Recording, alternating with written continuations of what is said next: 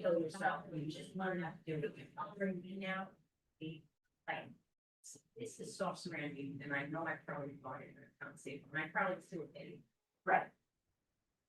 But if I could have been grant, and I, even with good tank on, they, the seams look, they can't do it. Oh, shit. You can't, you build it once, and there's holes everywhere, and building holes. Yeah, I agree with you, the whole part now.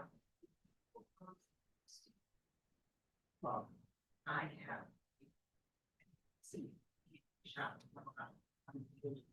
A burger trench, so they were popular back then. I know. Okay, okay, so I'm sure. The seed is being teased out, which would be, right, you get back $1,000. You want to bet. You will, you don't need this forever, yeah, yes, you know, yeah, right. I actually had sex with my daughter. I'm sure you can, yeah, because it's, I mean, they've been working trench coats and now it's in the, but they used to. Have a lady and see me these things. I mean, now it's just everything's pre-programmed on a machine. The monthly kind of service, yeah, everybody's fucking, yeah, not fine. T-shirt, and not there with nothing. I travel on cruises. Yes, yeah. I don't keep every day. Yeah, right. Just don't need to make some comments. Because I realized that that's how I got all the foldings on my shirt. Oh, you see those? They're like really prevalent now. They're all around the place in these holes. I realized what it was. Every single Free People t-shirt that I bought down in Florida had all these holes.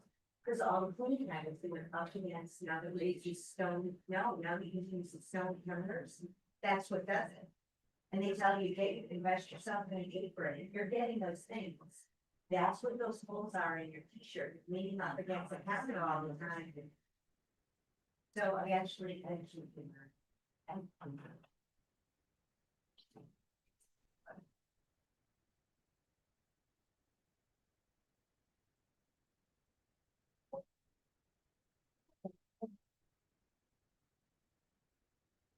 Oh. I'm here.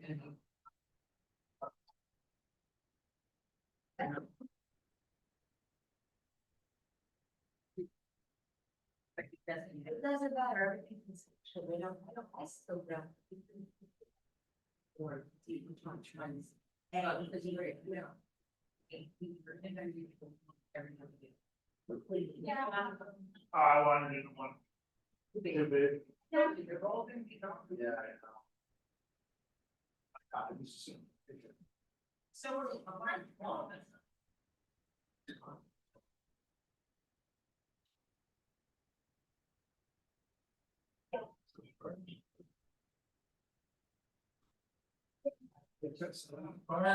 Sounds digested.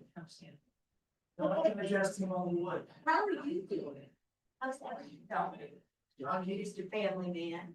That seemed, Oh. No, person. You'll take it back. Did we open it? Grab it from me and did my best.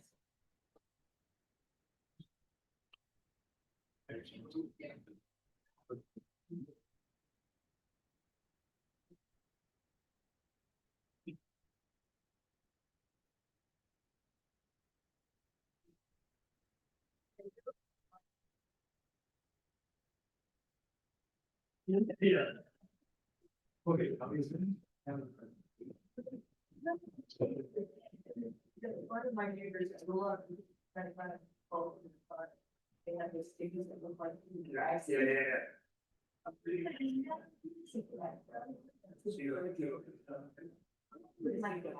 Found you being yeah. Yeah.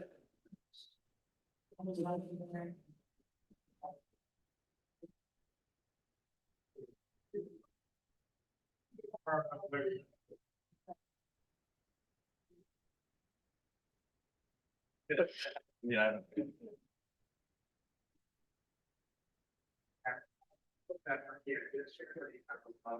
Yeah.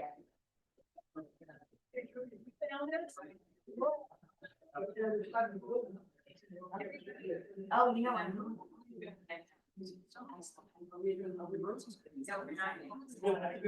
Let's do five. That's exactly right. Thank you. Oh, I think they're having. Good save, good save. I remember someone else was saying that. I figured we'd go the back road Some tonight. days had been accidentally stepped in a JX. I think that might have been. On the like 9 feet of August yesterday. Yeah. That's good. It was firstly. The other 90 out of here. Oh, yeah. Yeah, a little harder to do. We gotta figure that out.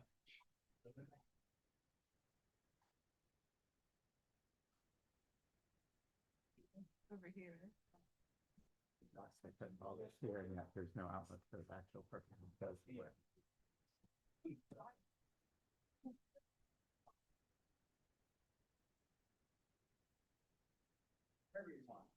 Wherever you want. Yeah, who's there with you today? I know, but. We're hanging out with Zoe here, we'll continue to talk. Goes home.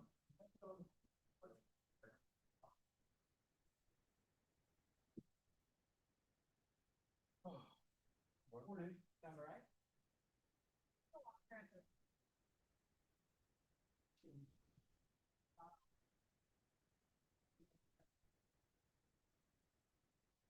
I'll with Zoe, and I'll find you a little bit, okay? Wanna hold her hand?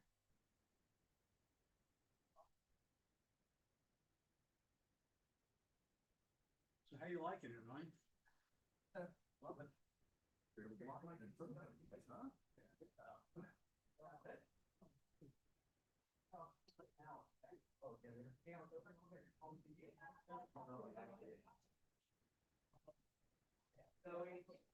Have fun, I'll see you in a minute.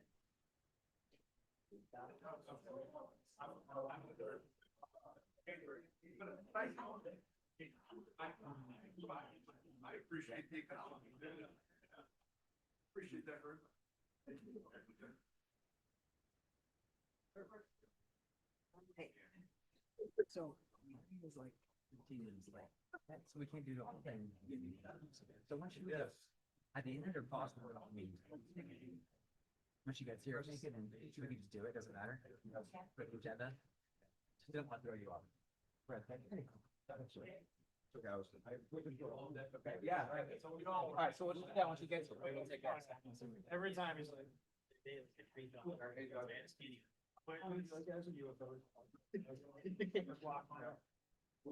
Yeah, girl, I know, like I said. I don't read it all. It was all. But anyway, I seem like the kind of guy that like finally get a UFO out. Yeah, he's still. Never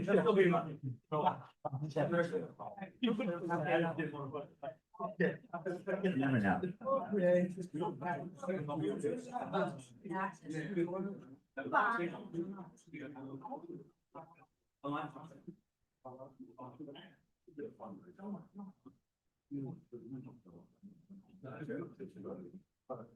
Better than any fundraiser I did.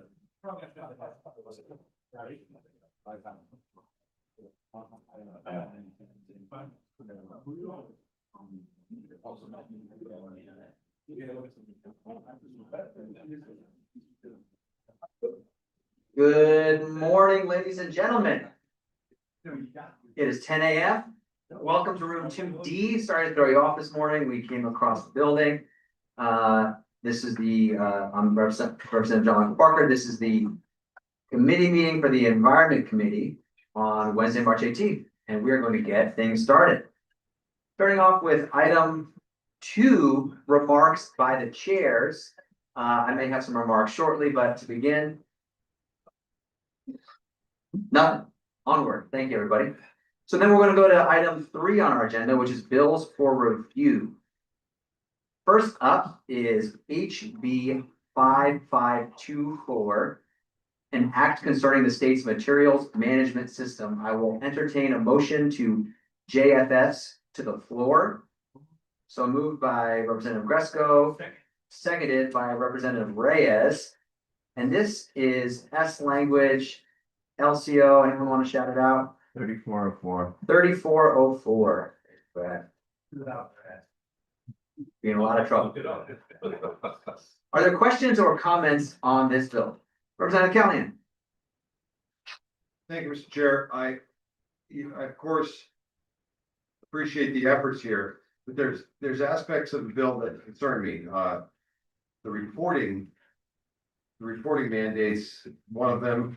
Also, I don't know if the chair, if I can ask a question about how many of these, when it comes to schools, how many of these schools turn up to be about 20 miles within one of these recycling facilities? That is a great question, Representative Callahan. I don't have the answer offhand. Is Rep. Baumgartner with us? Maybe when he's here, he can get a more specific answer for you. And I appreciate that. I'm struggling with, there's mandates in here. There's mandates if you have a certain amount of organic waste. How are you going to know when you have that amount of organic waste if you have to hire somebody new to do these reports? I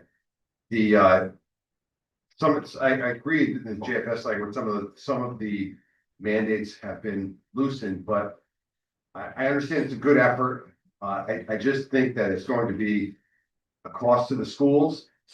And I always struggle with the fact that with a wife that's a teacher, the food that's coming in, more than 50% of it ends up in the garbage.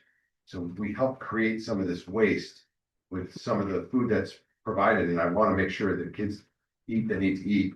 And there's just so much waste, and I'm trying to rationalize. We're going to make the schools do this. It's going to be a cost to the schools. They're going to have someone doing these reports.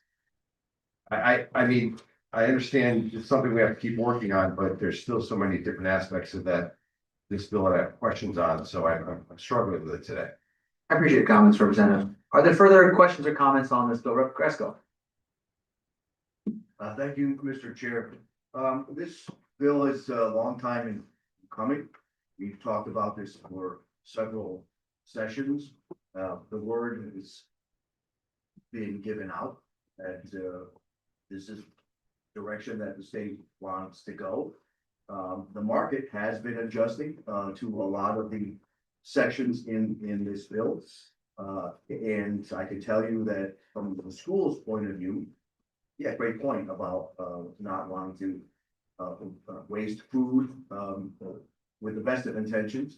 But the school system has notified the Environment Committee in the past that a lot of their school systems are already moving in this direction. I could probably guesstimate that since having that conversation, even more have gone down this road. So this is, again, pulling in the last few stragglers into the new way of hopefully handling not only our waste, but our future. So thank you, Mr. Chair. Thank you for your comments, Representative. Representative Baumgartner?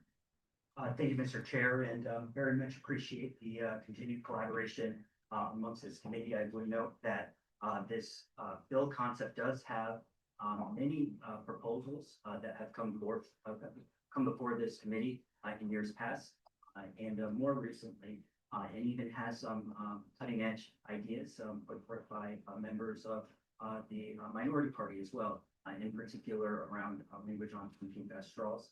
I would like to thank Representative Bixby for the as well. But as Representative Prescott stated, this is a long time coming. We have an opportunity again to sustainably manage our waste, reduce the amount we are putting in the solid waste stream, divert food waste in ways that result in food donation for our communities. As we know, we have a significant amount of growing food insecurity in our state. Again, this is a work in progress, and I look forward to continued collaboration amongst this committee. Thank you, Representative. Representative Bixby? Thank you, Mr. Chair, and I thank my colleague from New London, Groton area. Can never remember which is which, for the shout out on that.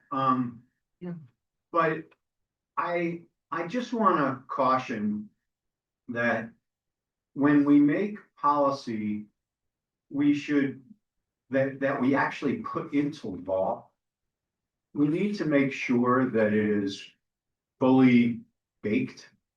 And I'm just not sure that this is there yet. So if this is what we're gonna put into law, I can tell you right now, I can guarantee it, we'll be back fixing it, because there are elements of it that appear we have not fully thought through. And before we put these concepts, wonderful concepts that they may be, into law, we should make sure that we have fully thought through the ramifications and unintended consequences of those policies. And I'm just not sure we're there yet. Thank you. Thank you for your comments, Representative. Seeing no further comments, Madam Clerk, would you please call the roll?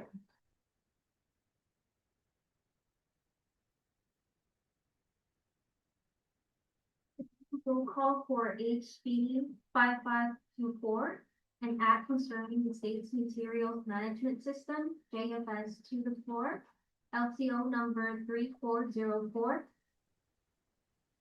Senator Lopes, Yes. Representative Parker, Yes. Senator Hockentail, Representative Baumgartner, Yes. Senator Harding, Representative Callahan, No for today, we'll continue to work on it. Representative Anderson, No. Representative Arsenio, Arsenio votes yes. Representative Chafee, Rep. Chafee votes yes. Senator Cohen, Yes. Representative D'Amico, D'Amico votes yes. Representative Dillon,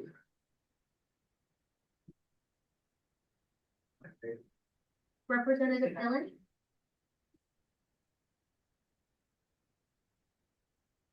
Representative Doucette, Representative Dubitsky, No. Representative Gresco, Yes. Representative Guffer, Representative Horn, Representative Jacobson, Representative Jensen, No. Representative Johnson, Yes. Representative Leeper, Senator Marr, Senator Marr votes yes. Representative Waschinsky, Representative O'Day, Day votes no. Representative Piscopo, No. Representative Coletta, Paletta votes no. Representative Reddington Hughes, Representative Reyes, Representative Reyes in the affirmative. Representative Smith, They're run by volunteers Representative Shannon, from the church. Yes. Moms and pops and older siblings that come in and say, Representative Stewart, "Together, let's do N- something Stewart, no. on a dime. On a dime, Representative Steinberg, don't Representative Sweet, Representative Sweet votes yes. and then Representative Peach. No. Thank you. Thank you, Madam Clerk. Senator Marr, would you mind voting again? I'm not sure that we were able to get that. Oh, we saw? We're good. Thank you, Senator. All right, next up, we've got item 2 on our agenda. Number 2, This is HB 5523, an act concerning tribal co-management of wildlife and fisheries. This is LCO 3403. I will entertain a motion to JFS to the floor. So moved by Representative Baumgartner, seconded by Representative Reyes. Are there any questions or comments on this bill? Representative Callahan. Thanks, Mr. Chair, and I've talked to good representative from New London quite a bit on this. And I listened to DEP's testimony on Bill. There's some concern about loss of revenue, which the sportsmen in Connecticut rely upon for managing wildlife in Connecticut. And I do appreciate we made some changes to for an advisory council. I think that'd be a good idea. And if I could, through you, Mr. Chair, just run a question. Please, Representative. Just wondering about, has there been any arrangements to make up for the lost revenue for giving free hunting and fishing licenses to the tribal members through you? Thanks for the question. Rep. Baumgartner, do you care to respond? Thank you. Yes, Mr. Chair, I would note, licenses will continue to be issued for the standard state system that we have. So as you know, folks who are interested in fishing or hunting licenses have to be requisite training in order to issue that license. And so nothing changes. There's no waiver of licenses that would jeopardize federal funding, for example. That was a concern initially. We do get some of a pro match from the federal government for programming with respect to our wildlife. And it's really important that that system is auditable and compliant, and that way we don't lose that federal money. So it is our intention that in this proposal meets that muster as it's drafted. It does. Representative. What, through you, Mr. Chair, what about the fees for the Connecticut hunting and fishing licenses? Who will be paying? Will those fees still be paid by the tribes in some manner or another? Thanks for the question. Rep. Baumgartner, care to respond? Yes, so under this proposal, that could be, right? So there are many ways it could be sort of backfilled, whether it be sort of an existing fund within the state or on a reimbursement basis. And as we mentioned before, for the waste bill, this is bill that continues to be a work in progress. I would note that tribal nations have been stakeholders at the table since day one. And now there continues to be engagement offline with sportsmen, the fishing community as well, because it is important that all stakeholders do understand what it will be like to set a new precedent where a licensing system will have an outside reimbursement sort of again, it seems something like that as well. And so it's my intention to get that with these ongoing discussions, how we can come to a consensus on what that looks like. Thank you, Representative. Good further question, Rep. Callahan? Please, just follow up. So what I'm hearing is that the licensing fee is going, we have to find an alternate source to backfill that. So would that be through the budget process for you? Thank you for your question. Representative Baumgartner? Yes. Thank you. Rep. Callahan, further question or thought? Yes, just the issue I have now. So you've got one group of people. And you know, the tribal members, we of course honor, but that will not have to pay for the fishing licenses and hunting licenses. That'll go back for the state budget to pay. And I consider, you know, issues with equal people protection. We've got people from wild hunters and outdoorsmen fishermen in Connecticut, and now we're saying one group doesn't have to pay.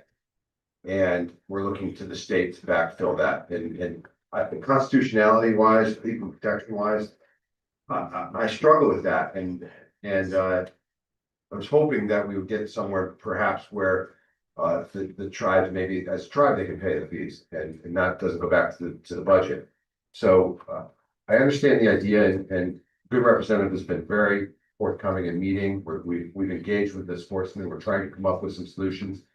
But as it stands, funding wise and equal protection wise, I have an issue with it still. I still think we can come to some resolution, but I don't think we're there yet. So I appreciate the back and forth and the engagement. Thank you. Thank you, Representative. Representative Tupinsky. Thank you, Mr. Chair. I just have a question on the Tribal Wildlife and Fisheries Advisory Council. Which is, I believe, in the S language. What are the powers and duties of that council? Thank you for your question, Representative Trubisky. Representative Bumgarner, do you care to offer some thoughts? Yes, Please. I would note, like, in the advisory council, it's exclusively advisory. DEEP retains all regulatory authority with respect to hunting, fishing, laws. And so, it ultimately is up to, this group on what that work looks like, right? We've never had a convening of tribal nations and even other stakeholders. So environmental issues I forum. So honestly, I would honestly defer to that work on what, with consensus, what they discussed, right? Whether it's on about sustenance, hunting, or, other, issues relating to food sovereignty for the tribe. So, it can be very broad, but, it's my intention then, to ensure that the right people are on it. So that, discussion takes place as opposed to, mandating what that group, discusses. So if that makes sense. Thanks, Representative. Thank Do you have a further question or comment, Representative Trubisky? Thank you, Mr. Chairman. So if I understood the good representative's response, the advisory council would be entirely advisory, would not have any statutory powers or duties. So my only question then would be, why does it need to be in statute? Couldn't they advise DEEP as without this? Thank you for your question, Representative Trubisky. I'll say, and then I'll see if others want to make a comment, just for folks' clarity. Line 27, advisory council shall make recommendations to the department. And then line 30, promote the sustainable use of natural resources. So I agree with the interpretation about this is advisory in nature. Rep. Bumgarner, do you care to add any further thoughts? Thank you. Okay, thank you. Thank you, Mr. Chairman. Thank you for your comments, Representative Trubisky. Seeing no further questions or comments on this bill, Madam Clerk, would you please call the roll? A roll call vote for House Bill number 5523, an act concerning tribal co-management of wildlife and fisheries, JFS 2-4, LCO number 3403. Senator Lopes, Yeah. Representative Parker, Yes. Senator Hockendail, Yes. Representative Baumgartner, Yes. Senator Harding, Representative Callahan, No for today, but we'll continue to work on it. Representative Anderson, No.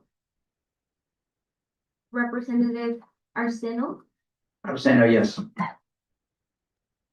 Representative Chafee, Rep. Chafee votes yes. Senator Cohen. Yes. Representative D'Amico, D'Amico votes yes. Representative Dillon, Yes. Representative Doucette, Yes. Representative Trubisky, Yes. Representative Fresco, Yes. Representative Gucker, Representative Horn, Representative Jacobson, Representative Jensen, No. Representative Johnson, Yes. Representative Leeper, Senator Marr, Senator Marr votes yes. Representative Mushinski, Representative O'Day, O'Day votes no. Representative Piscopo, No. Representative Paletta, Paletta votes no. Representative Reddington Hughes. Representative Reyes. Representative Reyes in the affirmative. Representative Smith. If you're looking at the change language, you might have extra lines because it will include the things that will. Representative Seaman. Yes. That's the mayor, yeah, so. Stewart. No. Representative Steinberg. Representative Sweet. Representative Sweet votes yes. Representative Beach. No. Thank you. Thank you, Madam Clerk. Folks, we'll be holding votes open until 4 p.m. today. 4 p.m. for votes today. Plenty of time. I don't know if we made the comment at the beginning, folks, there's a lot of other committees going on. People will be in and out, busy days here at the Capitol. There's an agriculture day going on over at the Capitol side. We'll talk about that again later. So other places to be, want to give people plenty of chances to vote. So 4 p.m. All right, item 3 on our agenda. This is SB 319, an act concerning the use of battery powered leaf blowers and similar equipment by the state and municipalities. We are looking at LCO 3405. And I will entertain a motion to JFS to the floor. So moved by Senator Lopes, seconded by Senator Hockadell. Are there questions or comments on this bill? Senator Lopes. Sure. Yeah, fairly non-controversial bill. But in all honesty, we heard quite a bit at the hearing. As I said in public and in the media, I don't think we're ready yet for a ban. But we do want to keep the needle moving and create options for people and contractors in the business with no intent to hurt people who are professional landscape contractors. In the hearing, one of the things brought forward was a need access to capital for a lot of the commercial contractors. And we heard that. And so one of the thoughts was to keep the portion of the bill that dictates the Green Bank to set up a loan program, low interest loan program for commercial landscape contractors. Should they want to move forward with electric equipment, they can get access to capital, get a loan to purchase that equipment or lease that equipment. Totally voluntary on their side, should they want to do some of their machines, all of their machines, whatever they choose works best for their system. Anything else was removed from the bill, so there is no ban, there is no band-aids, there's nothing in it compulsory at all. It's definitely something. Someone blending a margarita?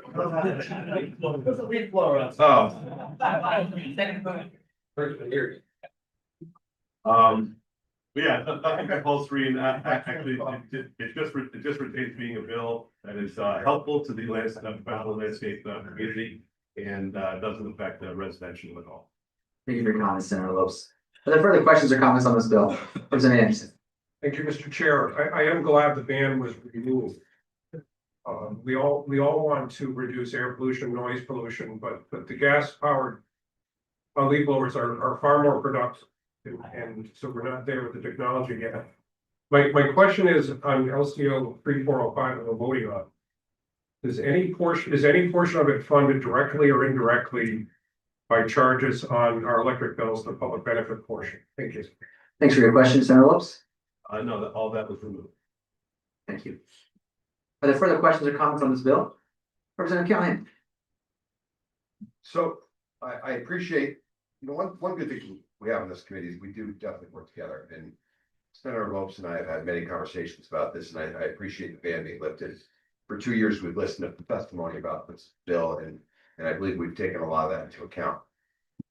Excuse me, on my very long ride in, because there was an overturned tractor trailer in Danbury, I decided to call landscapers and call some equipment companies that in the 2 hours I had. And the same answer came back. We have the equipment in our showroom, it collects dust.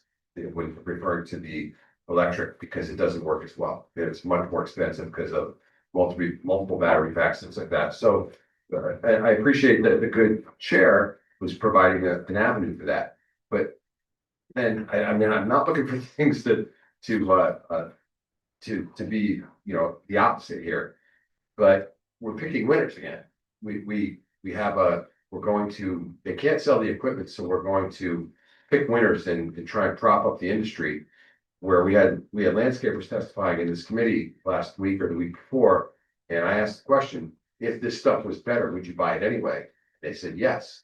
So we're not there yet, so we're trying to provide incentive to buy equipment that is just doesn't do the job as well.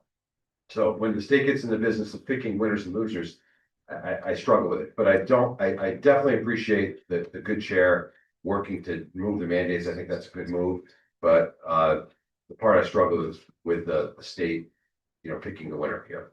So I appreciate the time to come. Thank you, Representative. Rep. Javisky. It's probable that most of the people on this committee live in places where they have very reliable electrical service.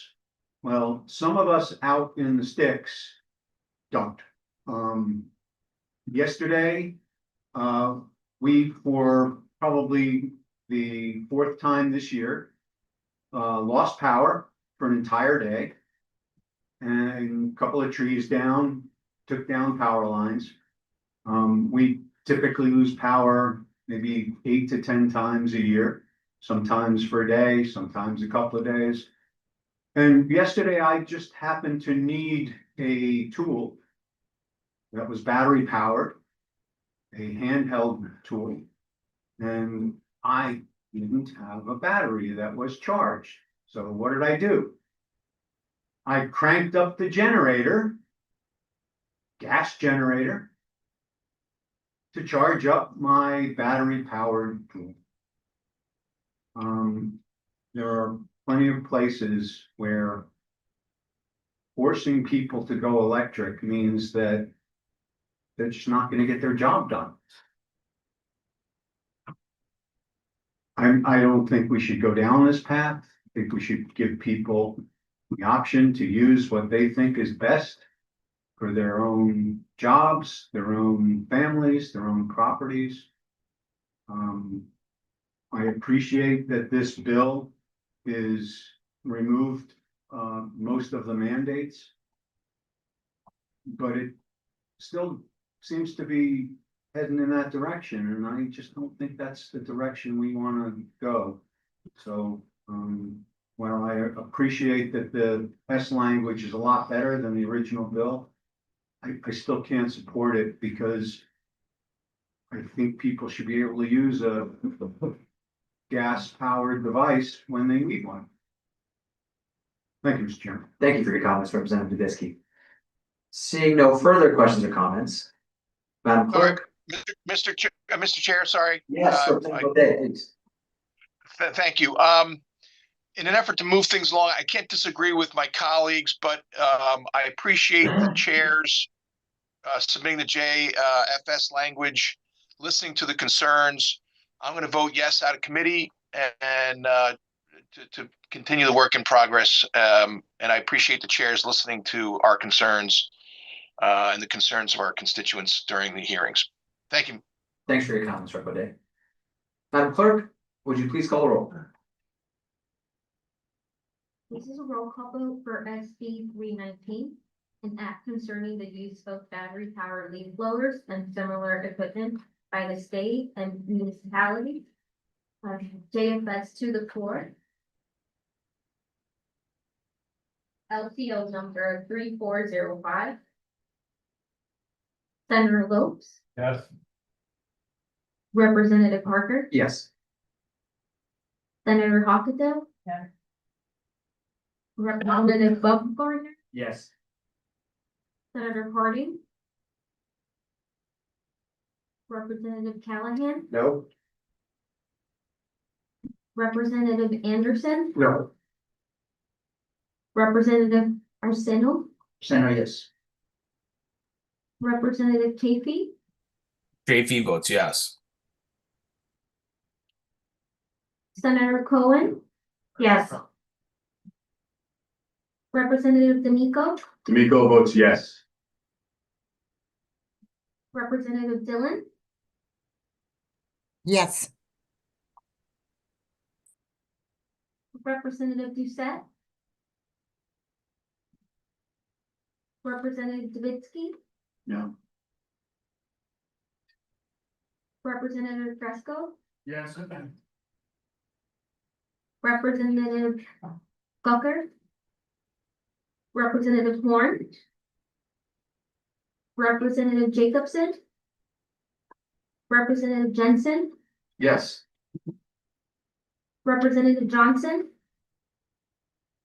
Representative Leeper, Senator Marr, Senator Moore votes yes. Representative Mushinski, Representative O'Day, O'Day votes yes. Representative Piscopo, No. Representative Coletta, Paletta votes no.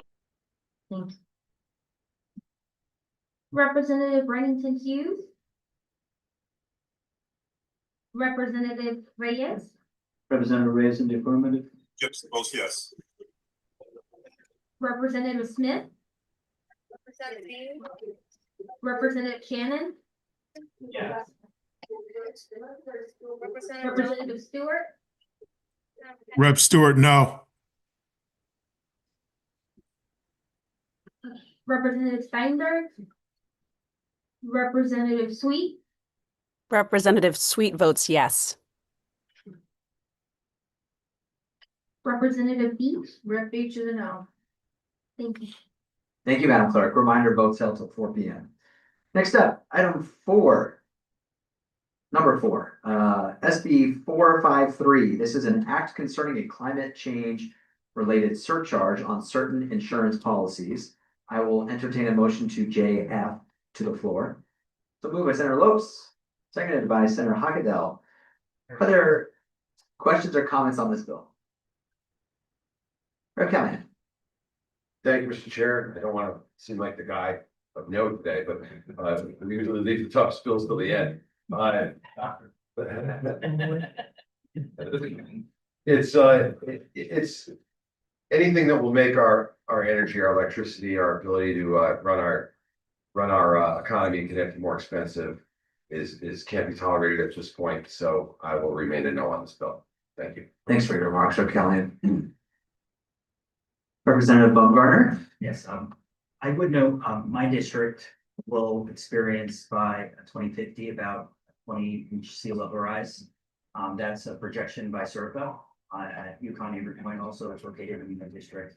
My district's not alone in seeing those rising tides. We all have made requests to the governor, to the state, with respect to infrastructure, we can see those, right? And the reality is our coastal infrastructure is crumbling. We have to identify funding sources to address this issue. At this time, we do not have the resources to deploy to our communities to ensure that every single individual we represent, constituent in our communities, is safe. Should our communities face an extreme weather event. And so I really do think the good senator, for the good chair for leading this cause. Again, like a lot of proposals before us, it's a work in progress, but this is a really important concept. And very much looking forward to supporting this. Thank you very much, Representative. Seeing no further questions. Oh, Representative D'Amico. And I see Rep. O'Day online. We got you next. Go ahead. Thank you, Mr. Chair. So I appreciate the concerns of my colleagues. I would note for the record that lines 6 through 8 specifically exempt certain entities from this 5% surcharge. And it's line 6 through 8 specifies that the exemptions apply to home fuel delivery vehicles or any other infrastructure related to such activities. And including but not limited to wells, pipelines, terminals, refineries.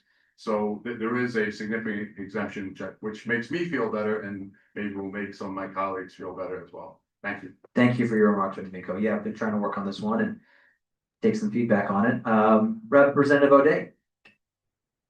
Thank you very much, Mr. Chair. And I'm not going to take too much time here today, but if this does go any further, and I do respect immensely the members of this committee and my good colleague who spoke about the concerns about climate change. Climate change is real. However, thankfully, since the 70s, whether you want to read a book called False Alarm, or the book called Unsettled, or the book called Apocalypse Never, all of which I have read, thankfully, all the climate doomers about whether it's Al Gore predicting that the ice would be gone from the polar caps, they're actually increasing. I do not see this legislation making our constituents either safer or better off. Certainly, the increasing costs of your the affordability is going to be adversely affected by this legislation. So I am a hard no, and hoping that it doesn't see the light of day on the floor of the House. Thank you very much, Mr. Chair. Thank you for your remarks, Representative Day. Representative Piscopo. Thank you, Mr. Chairman. No matter where you are on the subject of climate change, this is just I think a wrong way to go about it. It's a surcharge. It's another tax on your bill. It's like a public benefit type fee on your bill on your insurance policies. You remember the heat we all took on the crumbling foundations. I think I took a lot of heat on it, but I didn't vote for it. I argued against it because it's just a wrong way to fund crumbling foundations. We did fund the very real problem of crumbling foundations in bonding, and I got up on the floor of the House and supported that. And that's more of a correct way to fund something. It's transparent, it's upfront, but boy, this taxation without representation funding is a wrong-headed way to go. I believe, in my opinion, and thank you. Thanks for your remarks, Representative Piscopo. Seeing Representative Dubisky, we will call in. Thank you, Mr. Chair. I'll be brief. I'll save my extended remarks for the floor should this bill ever get there. But I do want to say that this is simply this will simply increase the cost to consumers of not only the fossil fuels themselves, but everything that is made with fossil fuels, every plastic, fertilizers, clothing, shoes, everything that is made with fossil fuel, which is just about everything these days. The price is going to go up.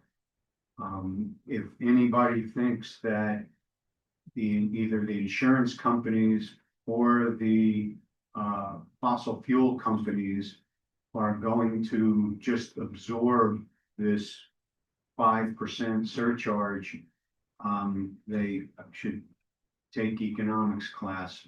All of this is going to be passed on to the consumer, and all this is a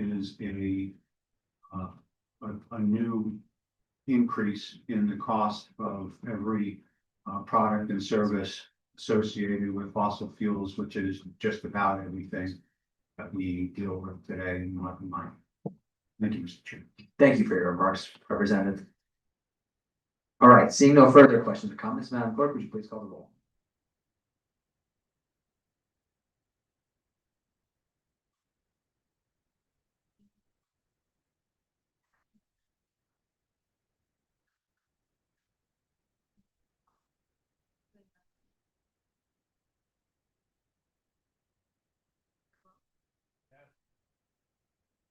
Representative Parker, Yes.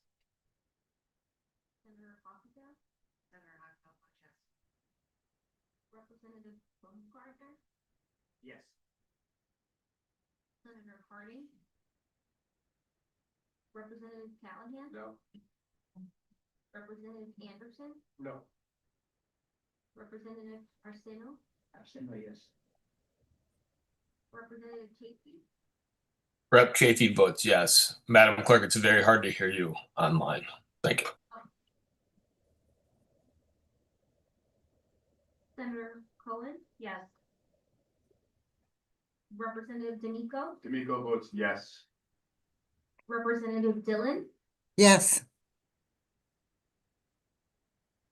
Representative Doucette, Representative Davidsky, No. Representative Gresco, Yes.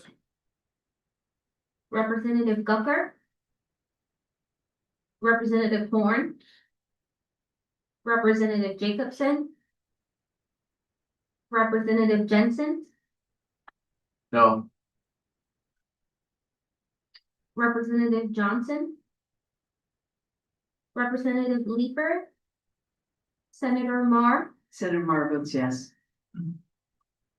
Representative Mushinski, Representative O'Day, O'Day votes no. Representative Piscopo, No.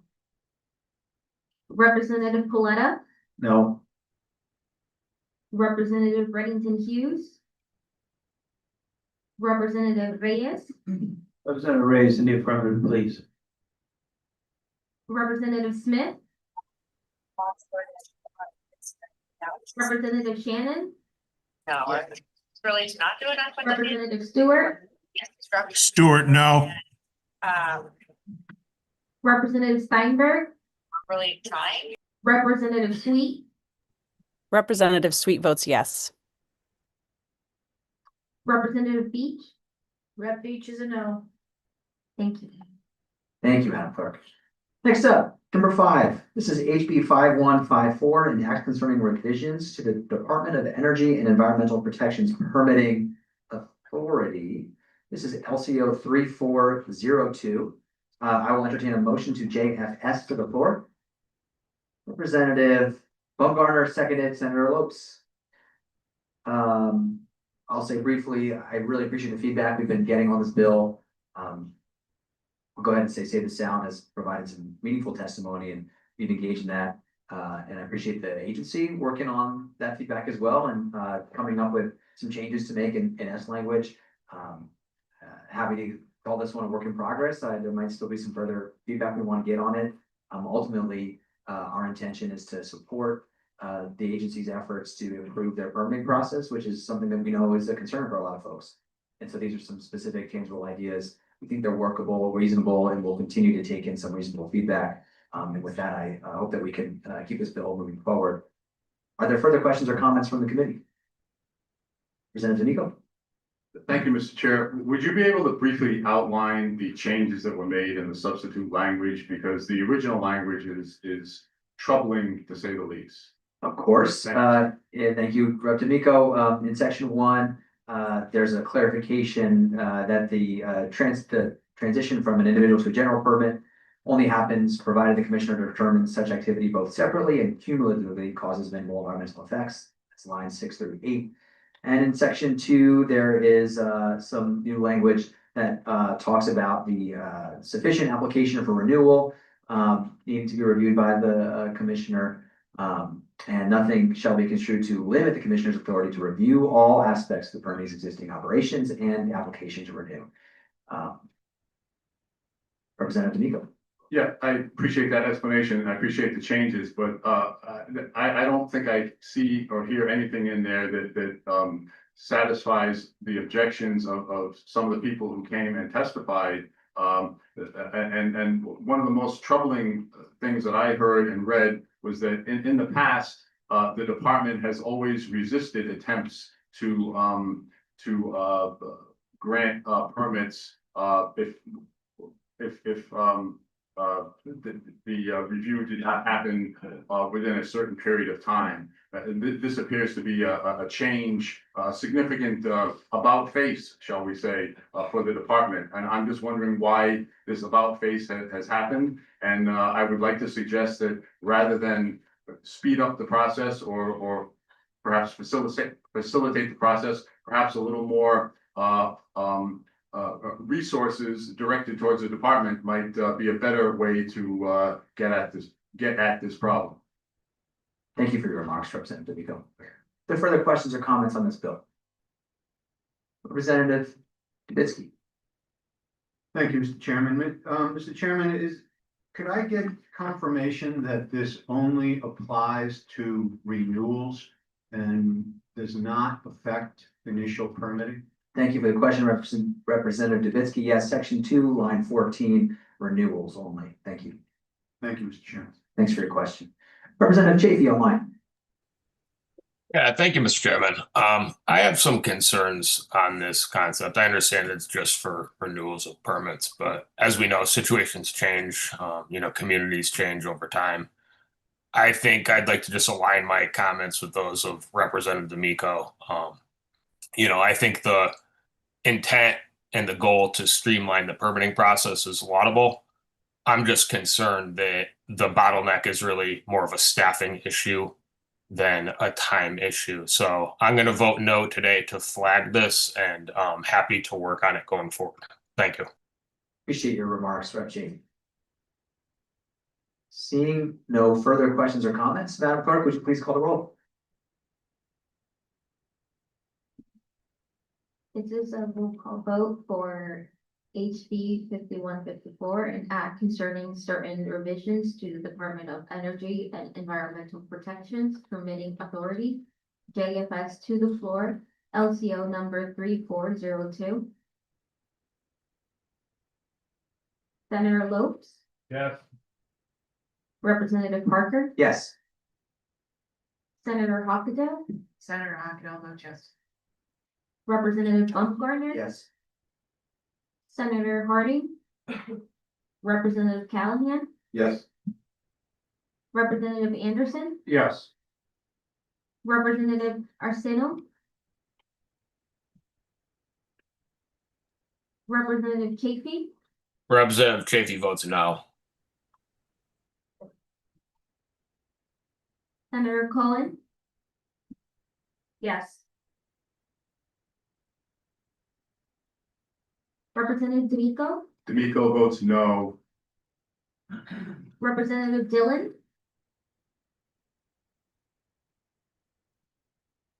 Representative Doucette, Representative Dubitsky, Yes. Representative Fresco, Yes. Representative Gucker, Representative Horn, Representative Jacobson, Representative Jensen, Yes. Representative Johnson, Representative Leeper, Senator Marr, Senator Marr votes yes. Representative Mushinski, Representative O'Day, O'Day votes yes. Representative Piscopo, Yes. Representative Paletta, Yes. Representative Bennington Hughes, Representative Reyes, Representative Reyes in the negative. Representative Smith, Representative Shannon, Yes. Representative Stewart, Stewart, yes. Representative Steinberg, Representative Sweet, Representative Sweet votes yes. Representative Beach. It's a yes. Thank you. Thank you, Madam Clerk. Next up, number 6. This is SB 457, an act concerning the state's bottle bill. I will entertain a motion to JF to the floor. Senator Lopes, moved by Senator Lopes and seconded by Senator Hockendahl. Thank you. I'll briefly say thank you to the continued feedback on this. We had a great effort to pass an e-cert on the bottle bill. We were thankful for everyone's feedback on that. And as we talked about at that point, there are other ideas that we're still considering, and they are living inside this bill right now. There's a lot in here that folks have a lot of feedback and feelings on, and we understand that, and we appreciate you continuing to share that with us. I'm encouraging us to vote yes on this bill to keep the conversation going. Bottle bill is too important and too challenging for us to not be able to continue working on through the end of session to see if we could get anything on it done. So we welcome your continued feedback and hope that folks will understand that this, like many other bills on our agenda, is a work in progress. With that said, are there any questions or comments? Rep. Callahan. Thank you, Mr. Chair, and I think you said it pretty well. We've spent a lot of time in this committee and as a legislature dealing with the increase to the 10 cents. And there are some good portions of this bill. The prohibiting transshipment of beverage containers and other things. And I do want to make sure we have a vehicle to address problems moving forward. So I will support it. Thank you. Thanks for your comments, Red. Senator Cohen? Thank you, Mr. Chair. I do, as the good ranking member from the House mentioned, think that there are a lot of good pieces to this bill before us today. I do, however, have some concerns with other components of it. I think given that we have addressed some of the concerns already this session via an e-cert, to address some of the fraud, and knowing, what the intentions were when we passed this bill and how we've sort of deviated from those intentions, really no fault of our own. But because of the time of the passage of the bottle bill, we certainly believed that other neighboring states were also moving to 10 cents. Those items are still on the table in our neighboring states. But we also received a tremendous amount of pushback from the manufacturers who really could come to the table and solve this problem for the state of Connecticut by having a special demarcation on the Connecticut bottles and cans. And we're going to see this in other states for different reasons. For example, with the ban of red dyes in California. Another example is Pennsylvania with their ingredient regulations and labeling regs.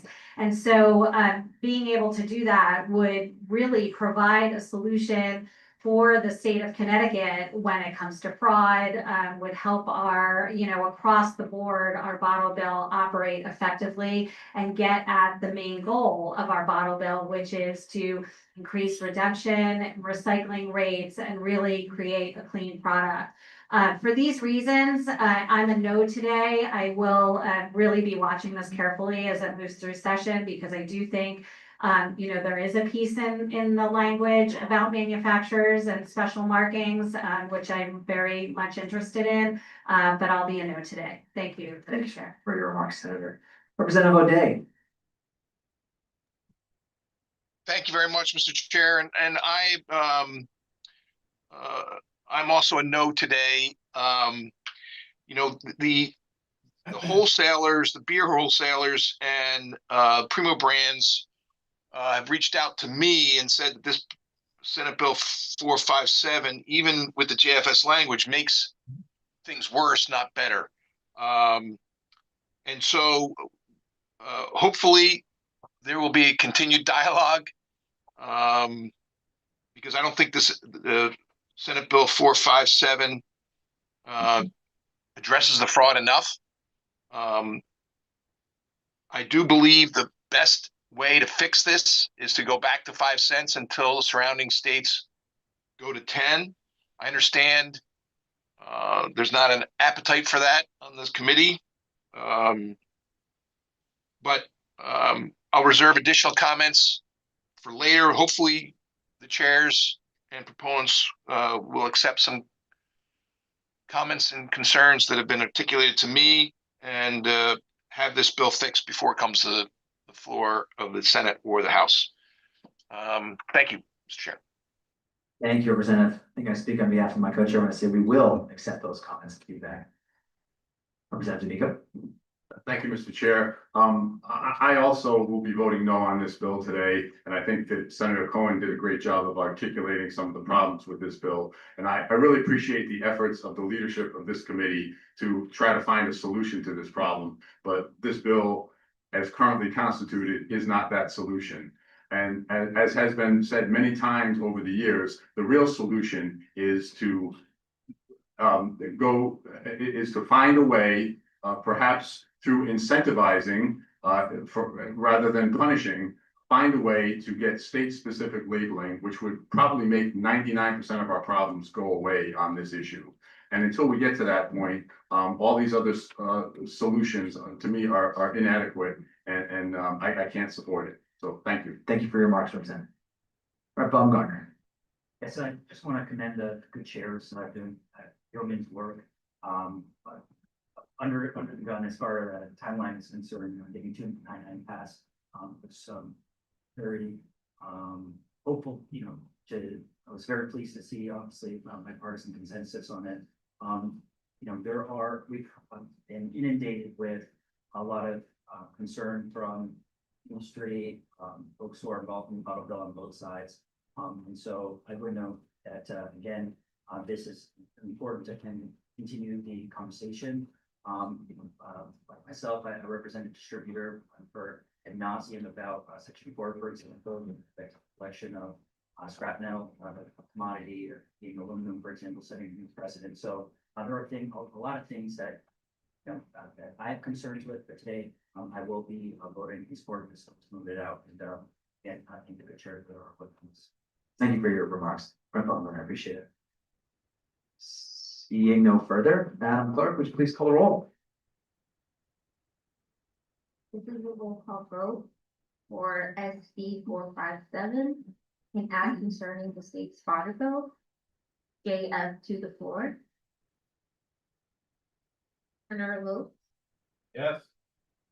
Representative Parker. Yes. Senator Hockendahl, Senator Hochschild votes yes. Representative Baumgartner, Yes. Senator Harding, Representative Callahan, Yes. Representative Anderson, No. Representative Arsenio, Representative Chafee, Chafee votes yes. Senator Cohen, No. Representative D'Amico, D'Amico votes no. Representative Dillon,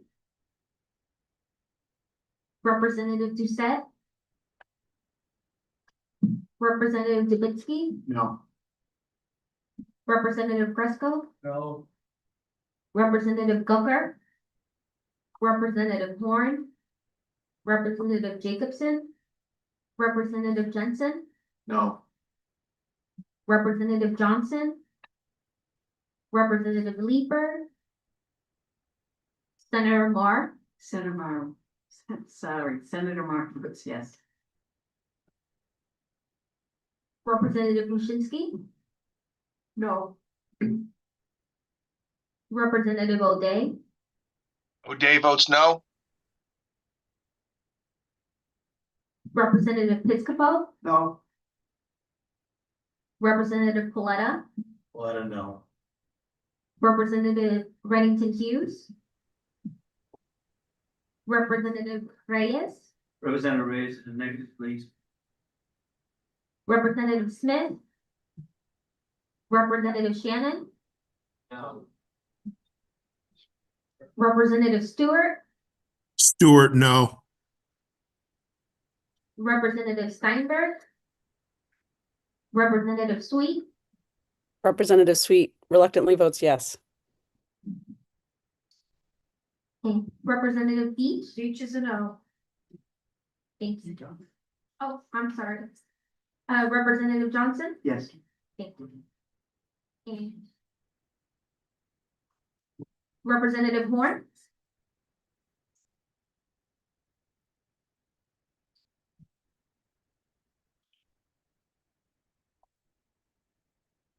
Thank you, Madam Clerk. Folks, before we jump into number 7, we wanted to take a moment, seeing as this is our last Environment Committee meeting of the year, to thank everyone for all of your hard work and all your dedicated feedback and time, and to specifically thank a couple of folks that are serving on our committee that won't be serving on our committee with us next year. So we know that with us, our Vice Chair, Senator Hockendahl, will be retiring from the legislature at the end of the session. We know that Senator Maher will be retiring at the end of the session as well from the legislature. I believe Representative Smith, I don't know if he's with us online, will be retiring. But we want to take a 1 extra minute to reference someone who's been a leader on this committee and in this work for decades, longer than I've been alive. Representative Mushinski has, I believe, served on the Environment Committee. I'd say too much. Thank you. I love it. So I just wanted to thank you for your leadership, Mary. It's been a privilege to serve with you, to learn from you over these last couple of years. to have you continue to work on the committee, and all that you bring to this work is so valuable and it means a lot to us. And I know there's so many folks across the state. I welcome any comments from, my colleagues.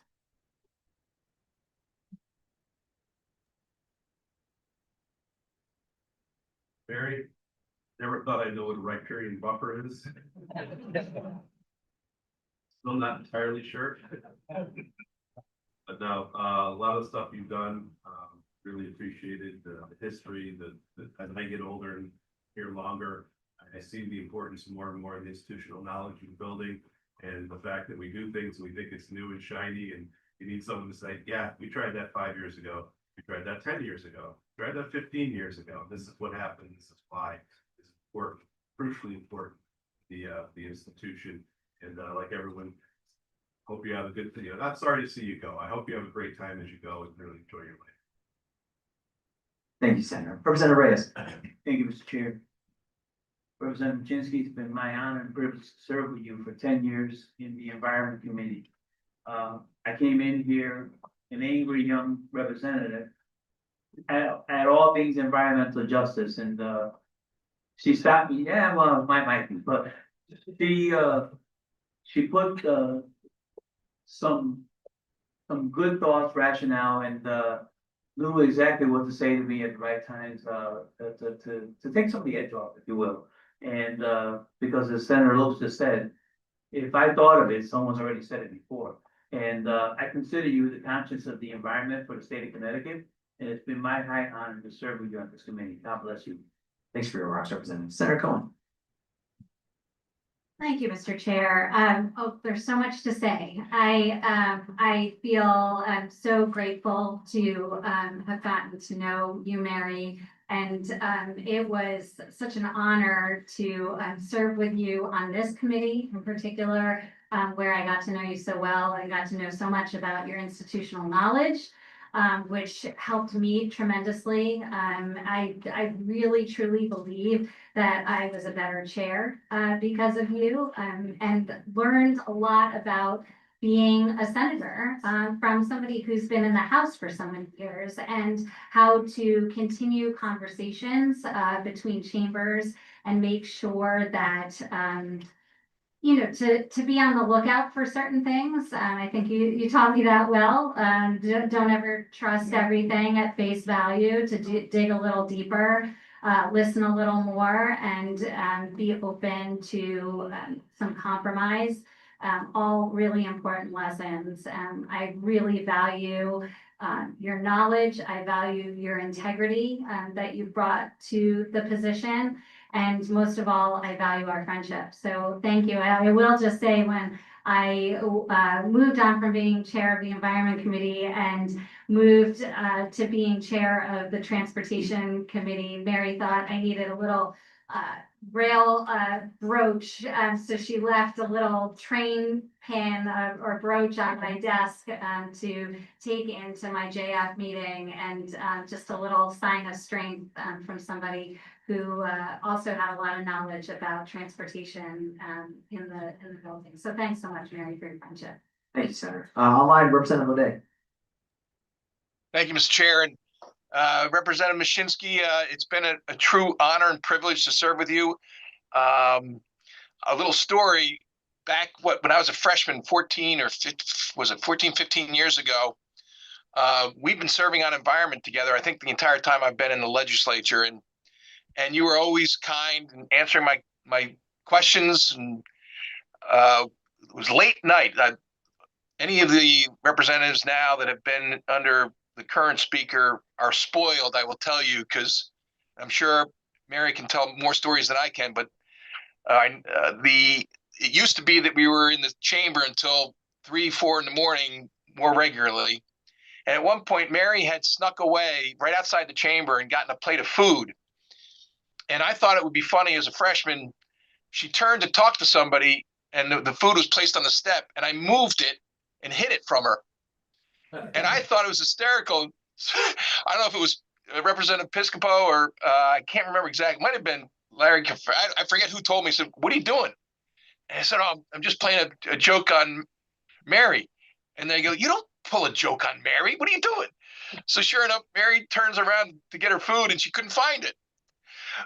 So I went up and in good spirits, it was late. And she laughed and said, oh, okay, you know, but Mary, you've been a true person that when you talk on the chamber floor, people listen. It's been, like I said, it's been an honor and a privilege, and I wish you nothing but the best. Thank you, Mr. Chair. Thanks for your remarks, Representative. Representative Piscopo. Thank you, Mr. Chairman. And Mary, when I first got here, I think 1989, before you were born, Mr. Chairman, and you chaired this committee. I remember, and I've been debating you ever since. Since 1989, we've engaged in some really good debates in this committee, good exchange of views, and you always accepted that with respect and listened, and as I did your side, and I always cherish that. So thank you. Thanks for your remarks. Congratulations. Thank you, Representative. Rep. Baumgartner. What more can be said? Representative Mashinsky, you are a legend, you are an icon. I have the unique privilege of having to know you on both sides of the aisle. You were my seatmate when I was a bushy-tailed 20-year-old in finance. And you had me at low, but unlike the good representative from New Canaan, who takes away food, you give food. That first day, you had a tangerine, and every day since, once upon a time, we had assigned seating in the finance committee. You were the best seat. I learned so much from you. And today, work you've done, continue to do together, this whole committee on our committee. There are no words. And this planet, quite frankly, at least our little state, is better in terms of environmental quality. And again, can't thank you enough for your mentorship, and we'll see you on the trails. Well said, Representative. Representative Callahan. Next, Mr. Chair, Representative Brzezinski, Mary, when I was a freshman, I was afraid of you. I knew you've been here a long time. You've got all, I was afraid to say something stupid because you've been through it all, you and John, but one thing you come to realize is you're a kind person. You have your ideology, you're very strong in your opinions, you can back them up.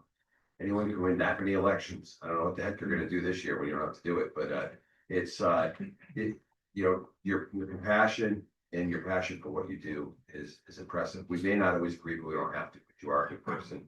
You'll be missed. Thank you, Representative. Rep. Steinberg. Thank you, Mr. Chair. When Mary Mashinsky came into the legislature, the world was a different place. I'm not so sure it's better after 40 odd years, but to have seen the sort of the arc of the Environment Committee is unique. And in fact, I can't even conceive the Environment Committee without Mary Mashinsky. I was going to make a motion that we should abolish the Environment Committee because you can't go on without. Jeff, that might pass. Seconded. If I weren't leading myself, I would know going forward that the one thing that we should all do is think about when we're about to vote, what would Mary Mashinsky? And I hope we all carry that with us going forward. Thank you, Mr. Chairman. Thank you for your remarks, Rep. Steinberg. And when I was thinking of the folks that were retiring at the end of this year, I think I was looking this direction. So as I open my gaze, we want to acknowledge you and all your service. And thank you as well. Rep. Bisbee. Thank you, Mr. Chair. Mary, when you first got to the legislature, there were predictions that by now we'd be under hundreds of feet of seawater or we'd be all burned up. Thankfully, those predictions did not come true. Well, I figured, Mary, that you'd probably want to stay around here until they did. But I'm sorry to see you go. It's been a pleasure being the yin and yang of the Environment Committee for the last 10 or 12 years. And we're going to miss you.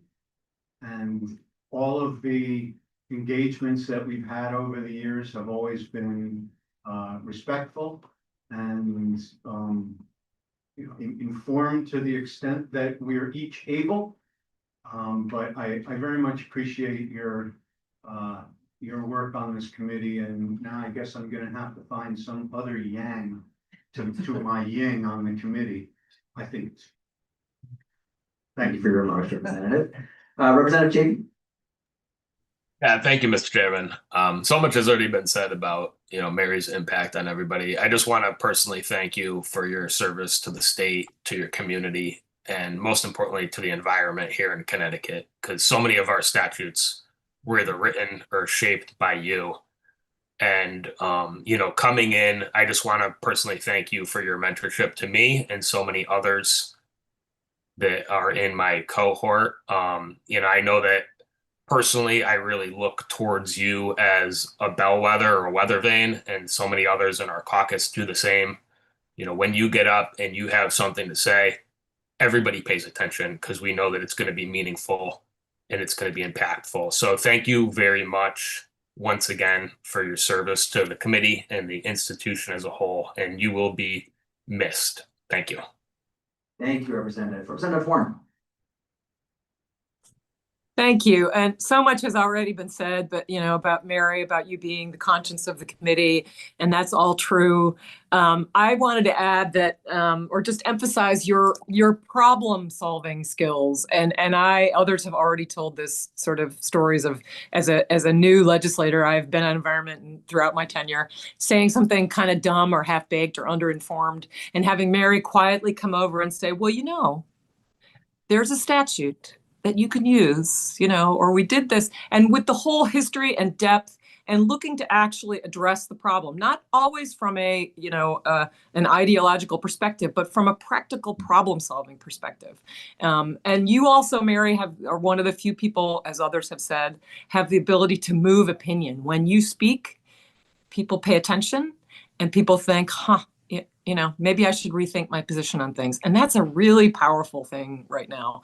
And then I guess finally, I just want to add that Rep. Baumgartner just gave the best reason for assigned seats in the Finance Committee, because if it enables the kind of generous gestures that Mary extended your direction, then maybe it's a good thing. So thank you, Mary, for all you have done and the massive impact you've left on all of us and in the world in which we live. Thanks. Representative Warren. Representative Gresco? Thank you, Mr. Chair. Mary, it's been not only this committee, but it's been the state's honor and privilege to have you serve for how many years. You were inspirational. You were a mentor to so many people, and you're an environmentalist. You sleep on the ground camping in cold water. You go kayaking and canoeing. It isn't just wagging your finger and then going home. You walk the walk, which always impressed me. And I learned how to threaten to throw an amendment on a bill from you to continue the conversation. And as a former chair, I both appreciated it and didn't appreciate it, but you were being Mary. And I always have visions of you. I'm dating myself here, in your sleeping bag in the back of the House chamber when we would be here till 3 or 4 in the morning. So again, I can promise you this, when you leave here, if you ever wanted to come back and testify on the bill, I believe you'd go first. So thank you, Mary, and please don't be a stranger. Well said, Rep. Gresco. And Rep. Johnson? Mary, I just want to briefly say to Rep. Gresco's point, you're every environmental legislator, state rate environmental. That's just who you are. And my point that I want to make today, when I came here not too long ago, you made room at the table for me, literally and figuratively. And I'll always remember that caucus lunch we had where you invited me to sit down. And you right away started telling me stories about what it was like when you first got here. And they were immensely relevant stories still, which can be good or bad. But then also, we started trading recipes right away. And I'll always remember how literally and figuratively you make room at the table. And so, as I've said to you before, there's a generation of particularly women in this building that have so much to thank you for. And I want to thank you at this moment. Thank you. Thank you for your remarks, Representative Johnson. The clerk has a little something on behalf of the committee that we'll walk over to Rep. Shinsky. And Mary, if you'd like to leave us with any parting words, we'd welcome those. Caught me off guard, Mr. Chairman. Jay.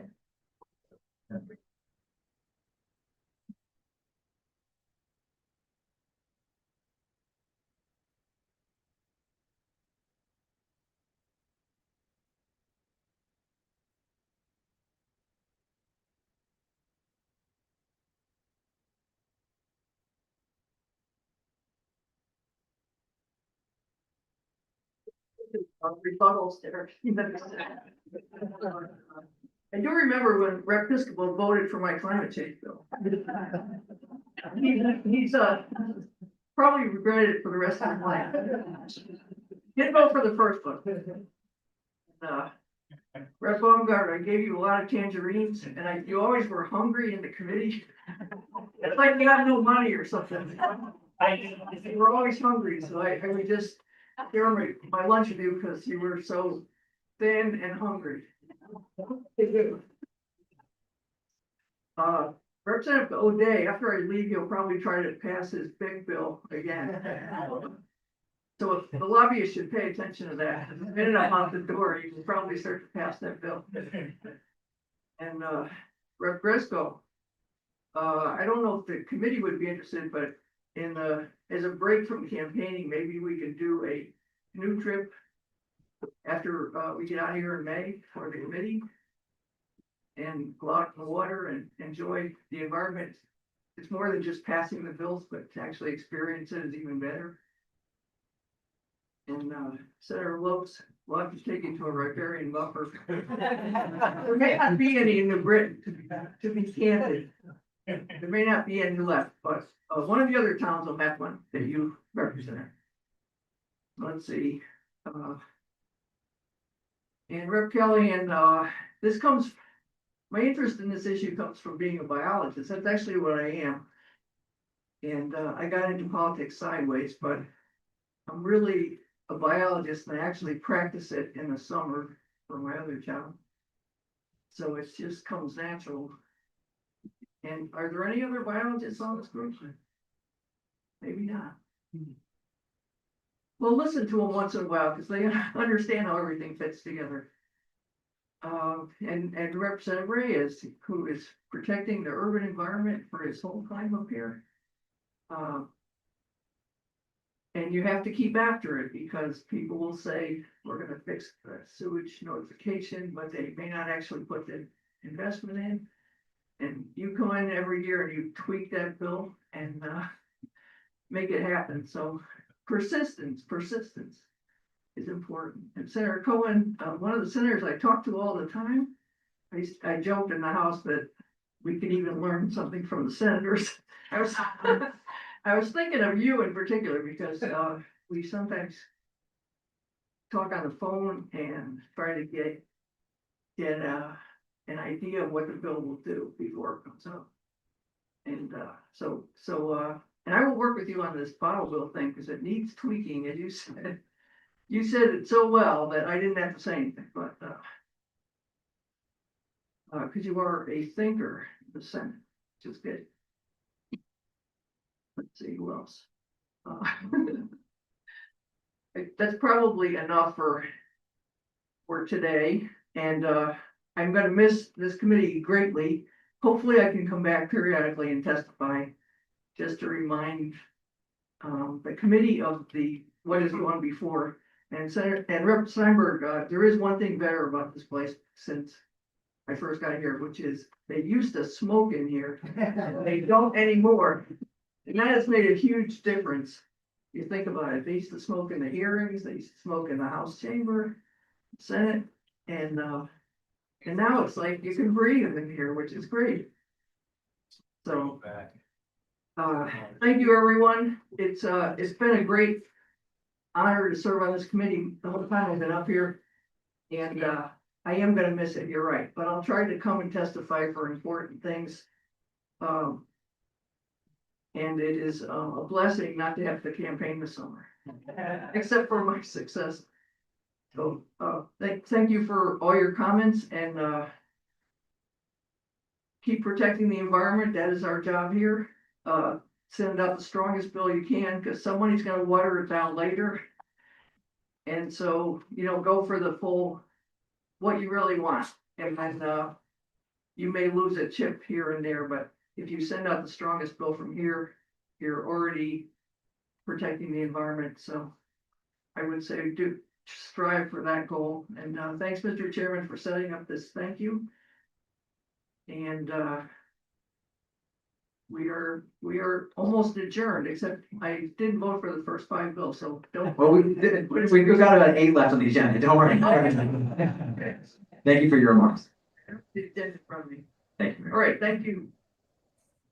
All right, back to our list here, folks. We're gonna look at number 7. This is HB 5333, an act concerning the regulation of fisheries in the state. We're looking at LCO 3400. I will entertain a motion to JFS to the floor. So move it Senator Lopes, seconded by Senator Hockedal. Are there questions or comments on this bill? Rep. Callahan?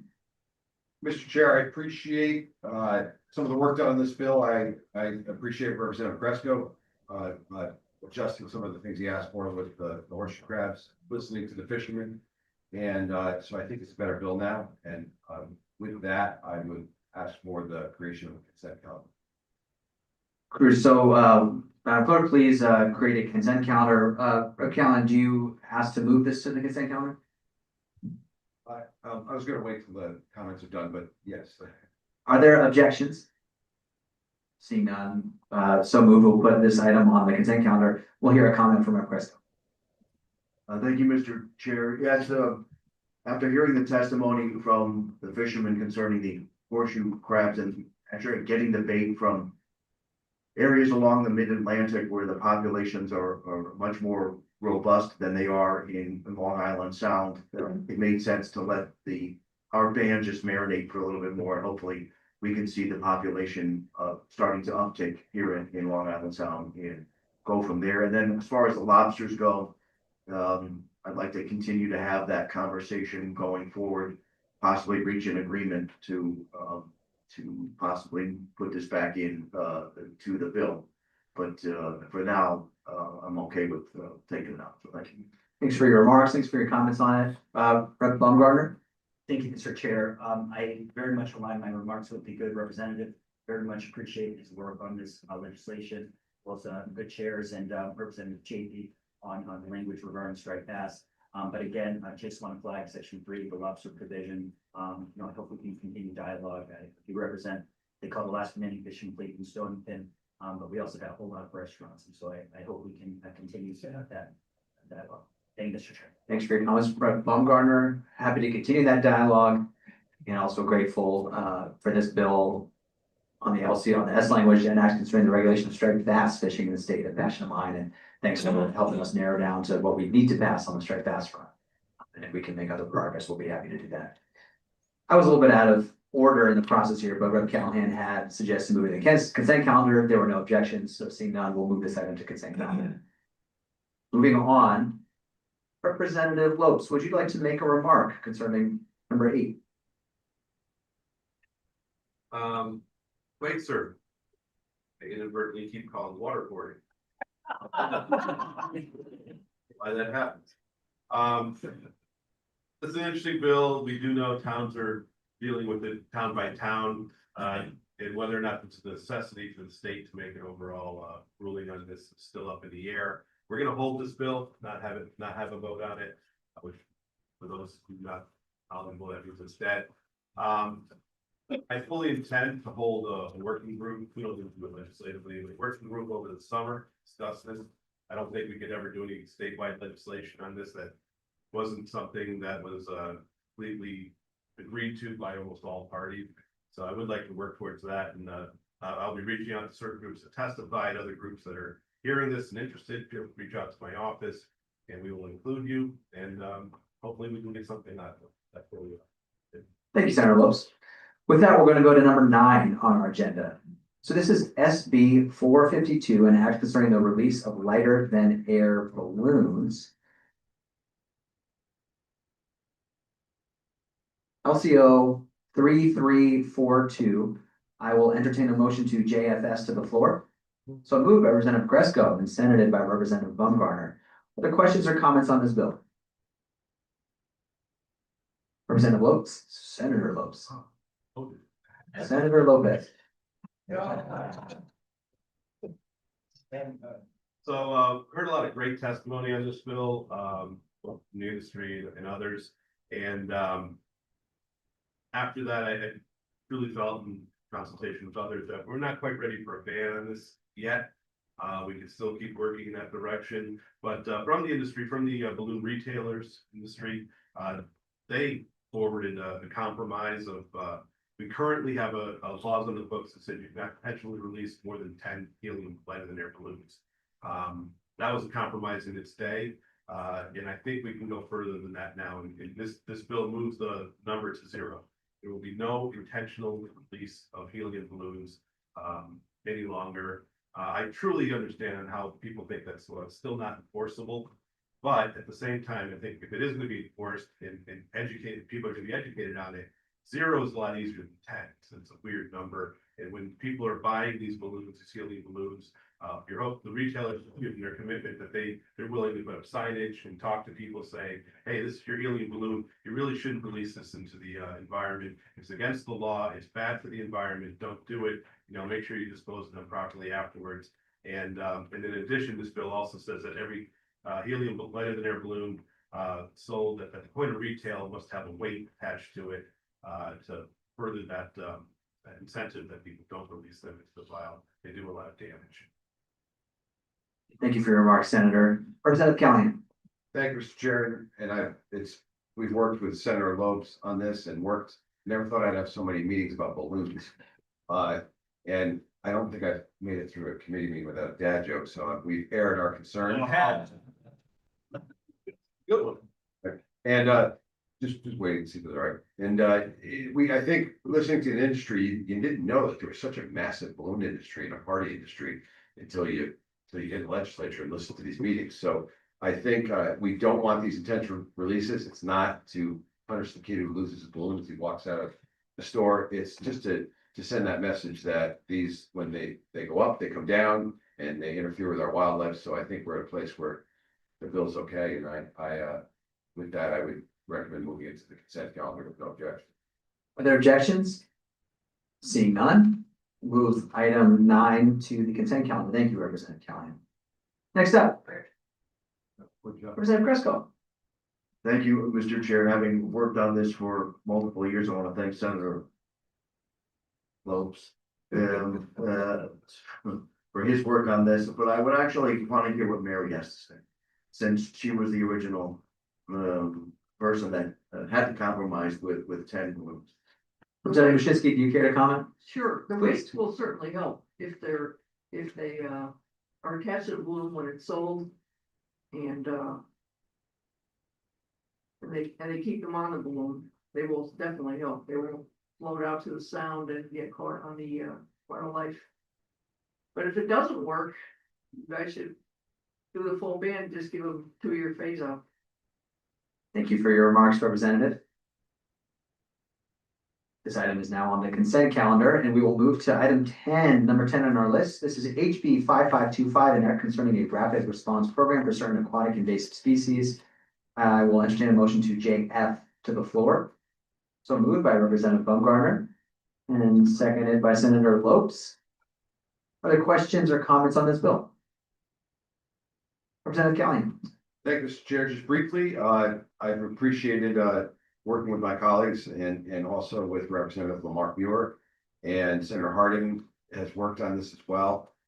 Being in an area, there's so many lakes, ponds, and streams and rivers in Connecticut, finding a way to hydrilla is rapidly expanding, and we want to catch it before it starts dropping its seeds in September. And there's some good ideas in this. Some of them will cost a lot of money, so it's going to take some meeting and studies to try and figure out how to do that. But the intention's there. We have to attack the spread of hydrilla before it really chokes off the rivers, streams, wildlife in Connecticut. So with that, I would recommend with no objection to get on consent.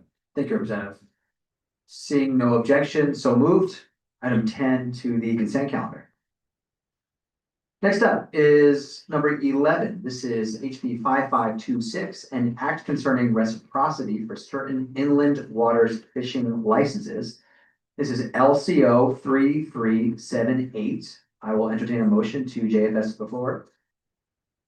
Moved by Senator Huckabee, seconded by Senator Lopes. Are there questions or comments on this bill? Rep. Callahan? Thanks, Mr. Chair. I understand the purpose of the bill. I still have some reservations. I listened to Deep's testimony on this and some loss of revenue issues.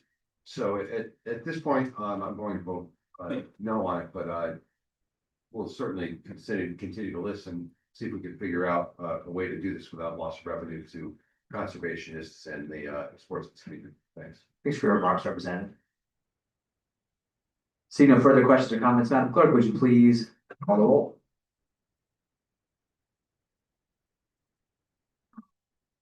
This is the roll call vote for HB 5526, an act concerning reciprocity for certain inland waters fishing licenses, JFS 2-4 LCO number 3378. Senator Lopes, Yes. Representative Parker, Yes. Senator Hockendahl, Senator Huckabee votes yes. Representative Baumgartner, Yes. Senator Harding, Representative Callahan, No. Representative Anderson, Representative Arsenio, Representative Chafee, Yes, Chafee votes yes. Senator Cohen. Yes. Representative D'Amico, D'Amico votes yes. Representative Dillon, Yes. Sorry. Yes. thank you. Representative Doucette, Yes. Representative Dubinsky, Yes. Representative Gresco, Yes. Representative Gucker, Representative Horn,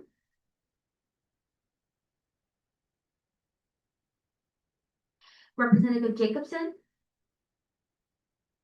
Representative Jensen, Yes. Representative Johnson, Yes.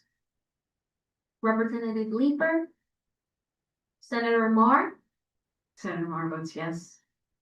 Representative Mushinski, Yes. Representative O'Day, O'Day votes no. Representative Piscopo, Representative Paletta, Paletta, no. Representative Reddington Hughes, Representative Reyes, Representative Smith, Representative Shannon, Representative Stewart, Stewart, no. Representative Steinberg, Representative Steinberg votes yes, but not after Stewart. I'm sorry. Only you. Representative Sweet, Representative Sweet votes yes. Representative Beach. Beach is a no, I'll always last. Thank you. Thank you, Madam Clerk. Next up on our list is 12, HB 5220, an act concerning fish passages. This is LCO 3406. I will entertain a motion to JFS to the floor. So moved by Senator Lopes and seconded by Senator Huckabee. Are there questions or comments on this bill? Rep. Callahan. Thanks, Mr. Chair. I'd recommend and ask we move this item to the consent calendar. No objection. Thank you, Rep. Callahan. Seeing no objections, so ordered. Item 12 on the consent calendar. Number 13, this is HB 5521, an act concerning sterile cultivars. This is JFS LCO 3379. I want to entertain a motion to JFS to the floor. So moved by Senator Lopes and seconded by Senator Hockenell. Thank you. Are there questions or comments on this bill? Rep. Gresco? Thank you, Mr. Chair. I can't say that I'm happy about removing section 3, and removing the language that would have removed the $20,000 cap per acre for farmland. From what I understand, it was not a request of Working Lands Alliance to remove that language in section 3, so I'm hoping that we can revisit this and possibly add it somewhere else. Thank you, Mr. Chair. Thanks for your remarks, Rep. Gresco. Happy to continue that conversation. Senator Cohen? Thank you, Mr. Chair. I do have some concerns with this bill, just in terms of making sure that we're banning invasives and, making sure we stop the spread of invasive species across the state of Connecticut. I looked at all the testimony. I heard some of the testimony in person. And I know that the jury's kind of out on whether they can really truly be sterile. I'm flagging it today by voting no, because I do still have some concerns, and I'll do my diligence and having conversations moving forward. But just wanted to let the committee know I'll be a no today. Thanks so much, Mr. Chair. Thanks for your remarks, Senator. I have some questions on this one as well. Commit to keep working on it. Brother Mashinsky? Yeah, I've seen the failure of the alleged sterile cultivars over at UConn.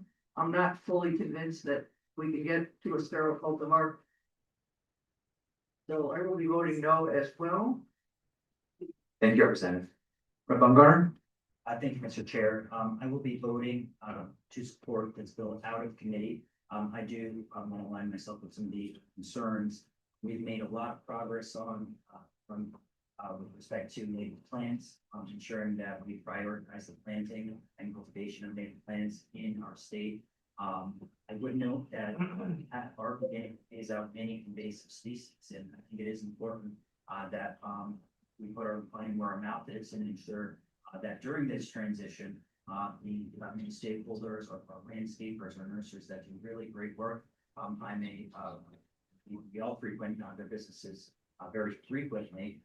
But this is an opportunity now to begin phasing out many of the invasive plants that actually can seed, right, and spread. And so, this sterile cultivar conversation is new technology, bioengineering. This is a new conversation we're having, and so it really is important to trust the science. And I appreciate the chair's leadership on this as well. Thank you, Mr. Chair. Thanks for your remarks, Representative. Dr. Busy.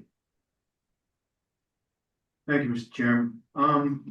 I really want to support this bill. I know that a lot of people work very hard to create products that were safe for the environment and that people want. And obviously, people want to grow some of these plants, but I can't get out of my head the scene from Jurassic Park. They thought the dinosaurs were sterile, and all of a sudden they came upon this pile of eggs. I cannot get that out of my head at the moment, and until I can, I'm got to be a little safe, and I'm going to vote against it right now. Thank you. Thanks for your remark, Representative. Fred Kelly. Thank you, Mr. Chair, and thank you, Senator Cohen, for your comments. I completely agree. We try to learn as much about this as we can. Good Chair and I were on a meeting for an hour yesterday, talking with both sides about it. It was the first time we've done that, and I can't tell you, I came out of there all that much better. So, but I understand these cultivars can be certified sterile, but there's also not enough people out there to inspect them. Some of the I'm not blaming big box stores, but maybe they come in from other states and not properly marked. And I listened to the testimony, read the testimony, and I don't think we're there yet. So at this point, I'm not going to support the bill. Thank you. Thanks for your remarks, Representative. Seeing no further questions or comments, Madam Clerk, would you please call the roll?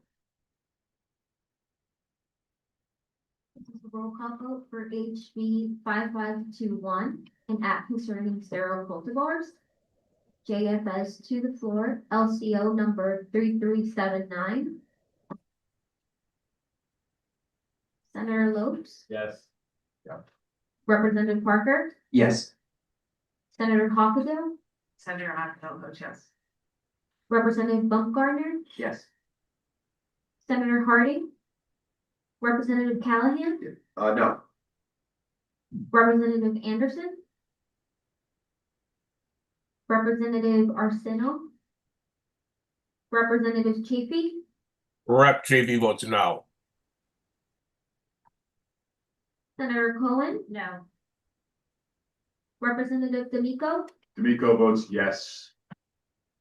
Representative Dillon, Dylan votes yes, only today. Representative Doucette, Yes. Representative Davidsky, No. Representative Gresco, Yes.